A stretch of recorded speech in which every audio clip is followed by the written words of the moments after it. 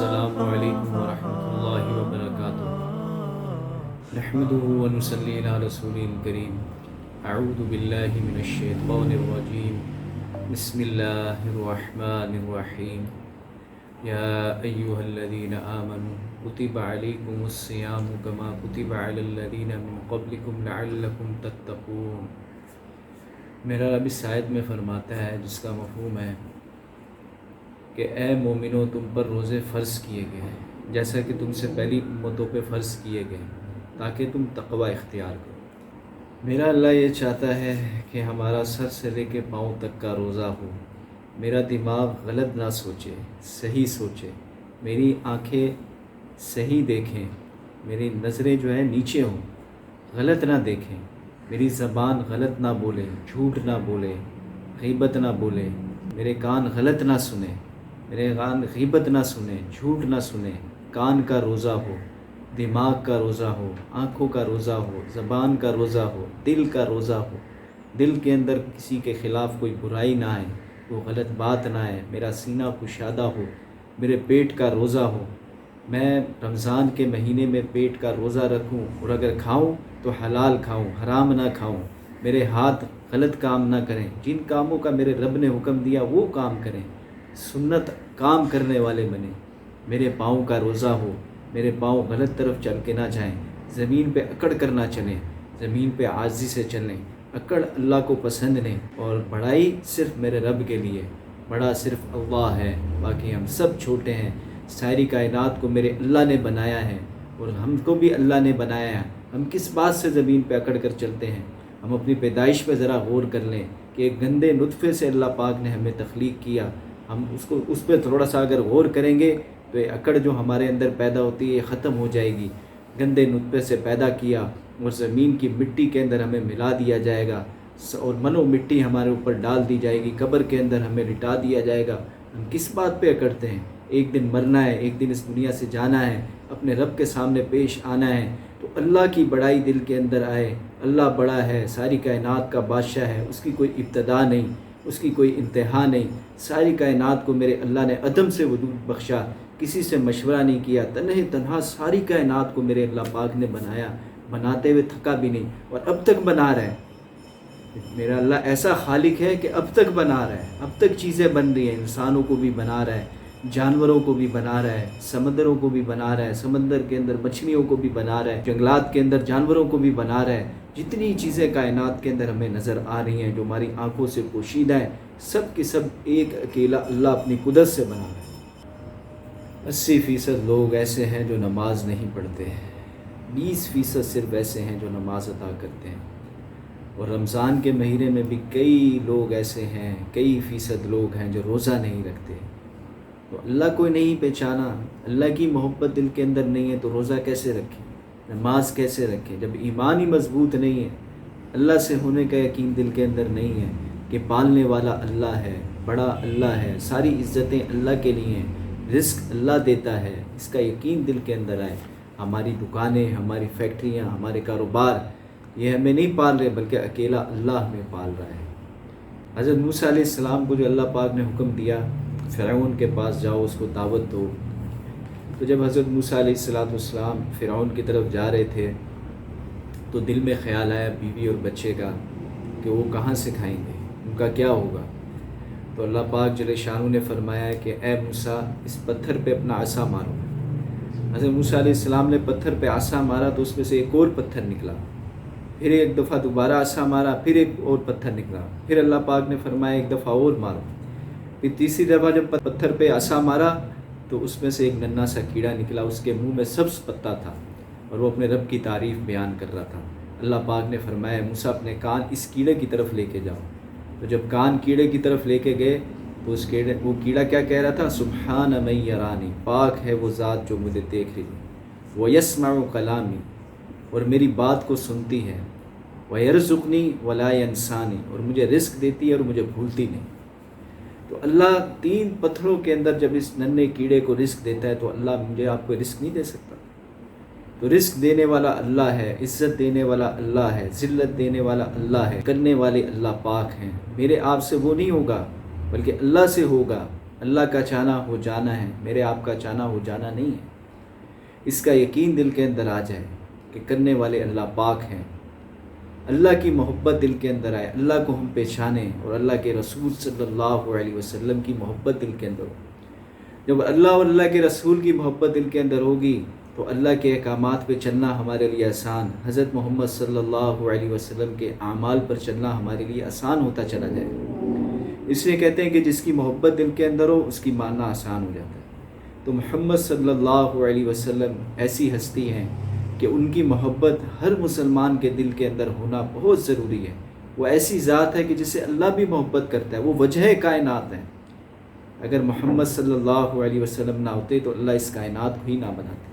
وہ ایسی ہستی ہے، اللہ بھی اپنے نبی کو محبوب رکھتا ہے۔ میرے اللہ نے میرے نبی کے 10 نام رکھے، محمد، ماہی، حاشر، عاقب، خاتم، ابو القاسم، فاتح، طٰہٰ، یاسین۔ ایسے کوئی نبی نہیں جس کی اداؤں کو میرے اللہ نے محفوظ رکھا ہو۔ میرے پیارے نبی صلی اللہ علیہ وسلم کی ہر ادا کو اللہ نے محفوظ رکھا، ان کے ہر اعمال میرے اللہ نے محفوظ رکھے۔ نسب مبارک میرے نبی کا محفوظ ہے، وہ محمد بن عبداللہ بن عبد المطلب بن ہاشم بن عبد مناف بن قصی بن کلاب بن مرہ بن کعب بن لوی بن غالب بن فہر بن مالک بن نضر بن کنانہ بن خزیمہ بن مطرقہ بن الیاس بن مضر بن نزار بن معد بن عدنان بن عبد بن حمیسہ بن سلامان بن عوز بن بوز بن قنبال بن ابی بن عوام بن ناشد بن حذا بن بلداس بن یدلاف بن طابخ بن جاحم بن ناحش بن ماخی بن عیفی بن عبقر بن عبید بن الدعاء بن حمدان بن سنبر بن یسربی بن یحزن بن یلحن بن عرعوہ بن عیزی بن ذیشان بن ایہام بن اقناد بن مقصر بن ناحد بن زارع بن سمی بن مضی بن عود بن عیرام بن قیدار بن اسماعیل بن ابراہیم بن آزر بن ناحور بن سروج بن رعو بن فائج بن ارفخشار بن سام بن نوح بن لامک بن متوشالہ بن ادریس بن یرد بن ملح العیل بن قینان بن آنوش بن شیس بن آدم علیہ الصلوات والتسلیمات۔ تو ہر عطا میرے نبی کی محفوظ ہے۔ میرا اللہ بہت بڑا ہے اور اس کے بعد میرے پیارے نبی صلی اللہ علیہ وسلم بڑے ہیں۔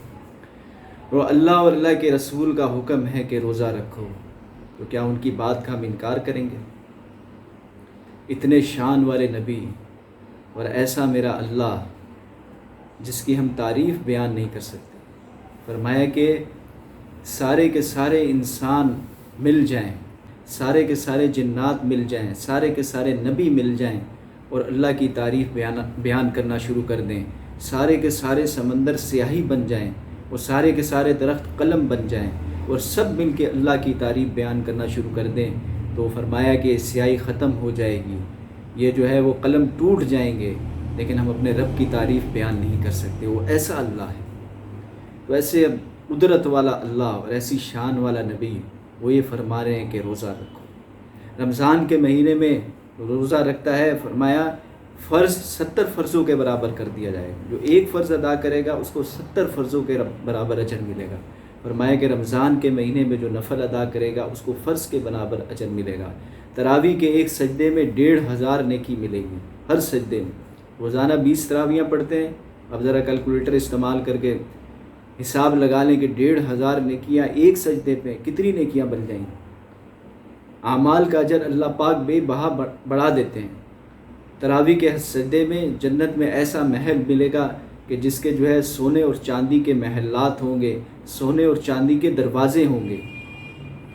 تراویح کے ایک سجدے میں ایک ایسا درخت ملے گا جنت کے اندر جس کے جو سونے اور چاندی کا ہوگا، جس کے نیچے عربی نسل کا گھوڑا 100 سال تک دوڑ سکتا ہے۔ رمضان کے مہینے میں اعمال کرنا معمولی نہیں ہے، اس کی قیمت اللہ کے نزدیک بہت زیادہ ہے۔ جب روزے دار افطاری کے وقت بیٹھے ہوئے ہوتے ہیں افطار کرنے کے لیے، ساری نعمتیں سامنے دسترخوان پہ لگی ہوئی ہیں، لیکن افطار نہیں کر رہے ہوتے، تو میرے اللہ پاک فرشتوں سے پوچھتے ہیں کہ ان کو کس چیز نے روکا ہوا ہے؟ تو فرشتے عرض کرتے ہیں یا اللہ تیری محبت نے، تیرے حکم نے روکا ہوا ہے۔ تو پھر اللہ پاک فرشتوں سے فرماتے ہیں کہ تم میری تسبیح کو چھوڑو اور میرے روزے داروں کی دعاؤں پر آمین کہو۔ اس مبارک مہینے کے اندر اللہ پاک نے قرآن کو اتارا، شب قدر کو اتارا، جنگ بدر کا مارکہ اس مبارک مہینے کے اندر ہوا اور اللہ پاک نے فتح عطا فرمائی۔ اسلام کی پہلی جنگ بدر، تو بہت ہی مبارک مہینہ ہے جس کی تیاری میرے نبی رجب کے مہینے سے شروع کر دیتے تھے اور دعا مانگتے تھے، اللہم بارک لنا فی رجب و شعبانہ و بلغنا رمضانہ، اے اللہ میرے رجب اور شعبان میں برکت عطا فرما اور مجھے رمضان تک پہنچا دو۔ ایک دفعہ میرے نبی ممبر پر کھڑے ہوئے اور فرمایا کہ وہ آ رہا ہے، وہ آ رہا ہے۔ صحابہ نے عرض کیا، یا رسول اللہ کون آ رہا ہے؟ آپ صلی اللہ علیہ وسلم نے فرمایا، رمضان آ رہا ہے، رمضان آ رہا ہے۔ رمضان کا انتظار ہوتا تھا میرے نبی کو، نوافل کا اہتمام، تلاوت کا اہتمام۔ تو میں اور آپ بھی کوشش کریں کہ اس مہینے کے اندر زیادہ سے زیادہ نوافل پڑھیں۔ جو شخص اس مہینے میں نفل پڑھے گا فرض کے برابر اجر ملے گا۔ ساری زندگی نفل پڑھتے ہیں لیکن فرض کے برابر اجر نہیں مل سکتا۔ اس مہینے کے اندر میرا رب نفل کا اجر فرض کے برابر دے گا۔ قرآن کا مہینہ ہے تو اس لیے تلاوت کی کثرت ہو۔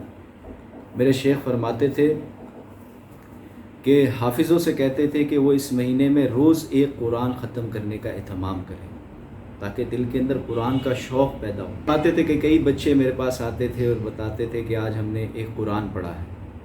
تو میری حفاظ سے درخواست ہے کہ وہ روزانہ ایک قرآن پڑھنے کا اہتمام کریں، اور جو خیر حافظ ہیں وہ بھی تلاوت کو بڑھا دیں، 5 پارے پڑھیں، 10 پارے پڑھیں، جتنا ہو سکے زیادہ سے زیادہ اس کی تلاوت کریں۔ اس مہینے میں میرے پیارے نبی صلی اللہ علیہ وسلم کی سخاوت تیز ہواؤں کی طرح ہو جاتی ہے۔ میرے نبی غریبوں کا بہت خیال رکھتے تھے، مسکینوں کا بہت خیال رکھتے تھے، بہت زیادہ ان پہ خرچ کرتے تھے اس مہینے کے اندر۔ تو میں اور آپ بھی کوشش کریں کہ ایسے غریبوں کا، مسکینوں کا ہم خیال کریں، اپنے ساتھ ساتھ ان کو بھی اپنے رمضان کے مہینے میں شامل کریں تاکہ وہ بھی روزہ رکھ سکیں، وہ بھی افطاری کر سکیں، ان کا خیال کریں۔ اللہ پاک جل شانہ جو ہے وہ ان سب باتوں پہ ہمیں عمل کرنے کی توفیق عطا فرمائے۔ السلام علیکم ورحمۃ اللہ وبرکاتہ۔